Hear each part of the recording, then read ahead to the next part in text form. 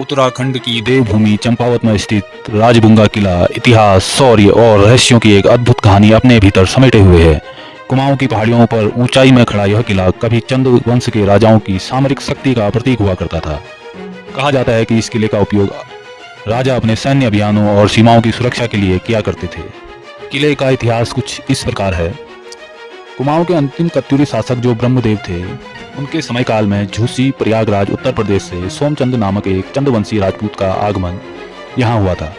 सोमचंद में राजोचित योग्यता देखकर जो ब्रह्मदेव थे कत्यूरी शासक के, उनने अपनी पुत्री का विवाह कर दिया और इनकी पुत्री का नाम चंपावती था, जिनके नाम पर आज इस शहर का नाम चंपावत पड़ा। इन्हीं सोमचंद ने 1025 ईस्वी के आसपास कत्यूरी राज्य की नींव पर चंदवंश की नींव रखी और चंपावत को अपनी राजधानी बनाकर धीरे धीरे राज्य का विस्तार शुरू किया और यहाँ पर राजबुंगा किला का निर्माण किया। सोमचंद के समय चंपावत के आसपास खस, नाग, मेद, चंडाल आदि अनेक ठकुरी राजा छोटे छोटे राज्य हुआ करते थे।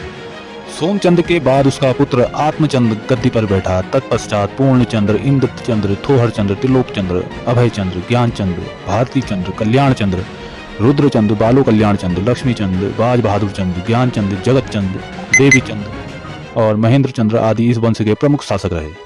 प्रारंभ में इस राज्य में केवल राजधानी चंपावत के आसपास का क्षेत्र ही सम्मिलित था, लेकिन बाद में चंद राजाओं ने वर्तमान नैनीताल, पिथौरागढ़, अल्मोड़ा, बागेश्वर, नेपाल के कुछ हिस्सों को भी अपने राज्य के अधीन कर लिया था।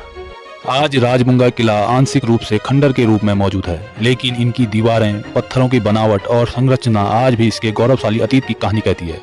इतिहास और पुरातत्व में रुचि रखने वाले लोगों के लिए यह स्थल बेहद ही आकर्षक है। तो दोस्तों, यह था उत्तराखंड में चंद्रवंश की नींव रखने वाला पहला किला।